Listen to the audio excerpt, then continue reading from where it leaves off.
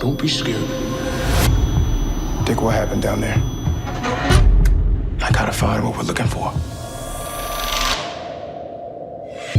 It started to glow. Maybe we can use it. Don't be scared. That kitty killer's still out there. I know where he's hiding. Let me in. This thing could see inside my head. Let me in. Don't be scared. Keep away from me! Let me in. Let me in. Don't be scared. Don't be scared. Let me in. Here with Tully Television. I want to thank all of you for stopping by, liking, commenting. Every interaction helps us go straight to the moon, babe.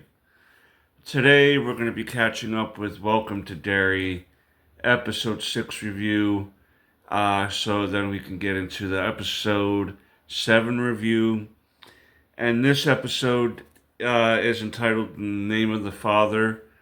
And it deals with some family issues in the aftermath of what happened in episode 5, in which our group of potential heroes come across the military in the well, underneath the well, so to speak, so the military can get some of the shards, so to speak, some of the pillars, as the kids are trying to save their friends who thought they were still alive, but winds up that the entity was Pennywise to lure the kids down there and feed on their fear. In this particular episode deals with the aftermath of all of that. It does open up with a flashback to one of the last times Pennywise the entity was around, back in 1935. We see a nurse overhearing one of the kid patients talk about a dancing clown, and it drew her attention because we come to find out the reasoning behind her interest in this. And she brings the little girl down to the basement where they see a floating red balloon. The nurse recognizes the image of Pennywise, and the reason why she does is because Ingrid, the nurse in this particular scene and in the scenes we see with Lily, is the daughter of Bob Gray, the original Pennywise, before the entity took his form. And she thought it was her father coming back to life. The entity ended up killing that child, and Ingrid basically allows herself to believe that this is her father and continues to bring children to him so he can feed and come back to her. Now, that brings up a very interesting, question. And I've obviously, from the perspective of the person doing these said things, they don't think that they're evil. They think that they're doing good for someone that they love. But where does the line get crossed between doing right things and the wrong things, even for the person that you love? You can want to help that person out all day long, but if that person is asking you to perform such heinous acts as that, you might have to reconsider your positioning in life. You know what I mean? But Ingrid went full balls to the walls to it. We find out that she is the secondary clown entity, and her name is Periwinkle, the persona, so to speak, right? And so she did follow the kids initially to the graveyard in her previous episode in hopes to seeing her father. Okay, and in this, Lily does find this out because the group of kids, right, are starting to turn on each other. More Ronnie and Lily, because Lily wants to go back down there with the shard that she had or she found and wants to destroy this entity.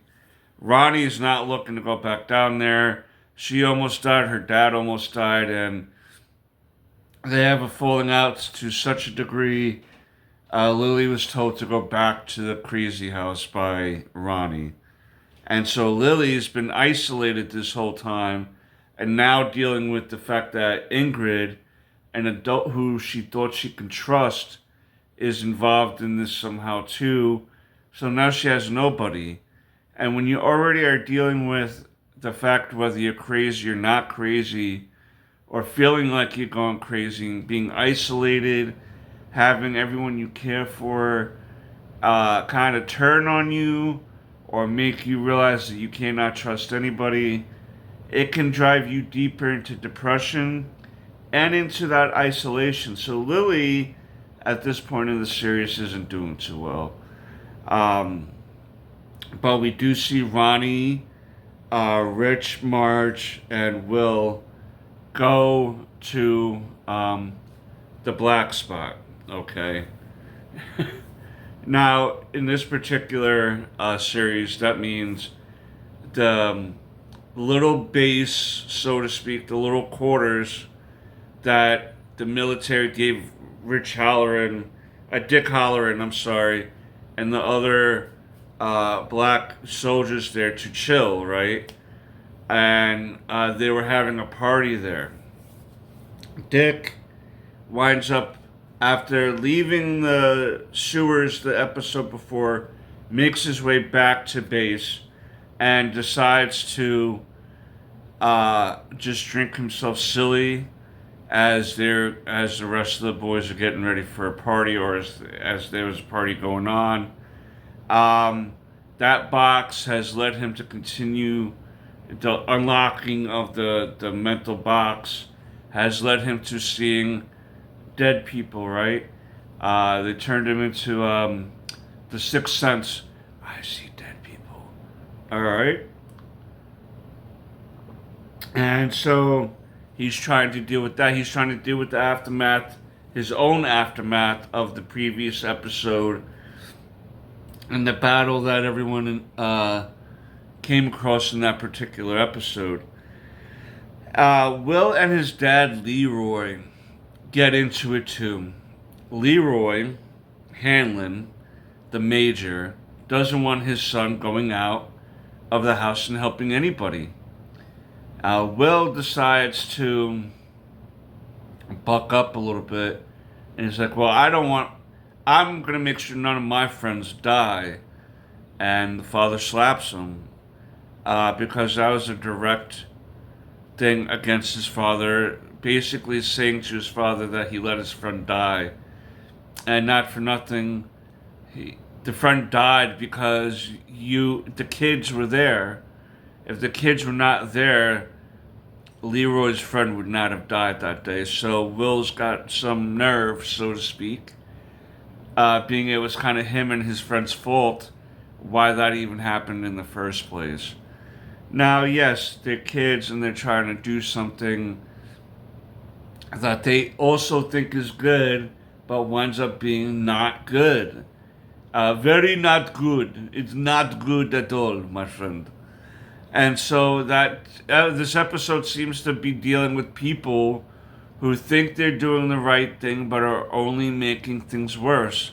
Seems to be a common theme in this particular episode. And so he slaps Will, and Will takes off. And him, Ronnie, Marge, and Rich decide to go to the black spot where Ronnie's father is hiding out, so to speak. And I tell you, Marge and Rich had themselves a merry old time. Rich got asked to play the drums for the band that was there, and he did a pretty good job. They had themselves a little drink, him and Marge. It seemed like him and Marge are becoming like each other's first loves, so to speak, right? And the reason why they went to the black spot initially was to talk to Ronnie about that they should not be divided at this time. That they should have Lily rejoin them and figure out how to kill the entity. Ronnie's father's not feeling that plan, though. He doesn't want his daughter going anywhere, and I can't blame him, especially in the position he's in. So, that's kind of the episode in a general sense. Everyone's dealing with their own isolation, so to speak. Even though Ingrid is not doing the proper thing, she fell into her own isolation, right? Her own, the version of her that cut everyone else off. She's married and everything, but it doesn't seem like her and the husband are very close anymore, if at all, if they were ever close. And Ronnie is cutting herself off. Lily's cutting herself off, and it's up to Will, Marge, and Rich to try to keep everything going. Or at least that's what they're feeling, right? They want to work together, and that just doesn't seem to be happening at the moment. But they're going to enjoy their time at the black spot, enjoy the music, enjoy the dancing, even though they're a little bit too young to be attending this party, so to speak. But back in those days, I guess the 60s, it was a little different. I know in the 80s, it was totally different from when I was growing up. I'd had uncles let me, take sips from their beer and shit like that, stuff like that, and stealing cigarettes out of my mother's purse at 12 and 13. So I guess I shouldn't really be talking, right, guys? I don't know. Were you guys a little rebellious in your early teenage years? Let me know down below. I think we all were in our own little ways with certain things. But the way the episode ends is that the police chief of Derry goes to the local bar and tells them that he got told that the fugitive, right, Ronnie's father, may be at the black spot due to someone reporting that, calling it in. But I'm fired. I'm not the police chief anymore. And everyone in the bar is like, okay, well, why are you telling us this? And it's like, well, I'm passing off sensitive information. Why you think I'm telling you guys this? You know what I mean? And so near the end of the episode, we see a gentleman and a lady out there smoking a cigarette, kicking the tires, shooting the breeze, so to speak. Maybe try to get a little smoochy pie going on, right? And then the group of men from the bar all show up wearing masks and drawing out their guns, and that's where the episode ends. So episode 7 is going to be... we also get a reference of that the sleep cycle is nearing the end. And so they have to figure something out with the entity before he goes back to sleep. That's where we're at this present moment in the series. I want you guys to let me know what you're thinking of this series so far. I think that episode 5 still so far is the best episode. But once I review episode 7, that's going to be a pretty wild episode. And then we got one more, technically at the time of this recording, one more episode to go. That airs on December 14th. And then Pennywise goes to sleep for Christmas. Again, I want to thank all of you guys for tuning in. I want to remind all of you how awesome and amazing all of you are. And if no one told you today, you're doing a great job. Keep it up. And until next time, peace, Snickums.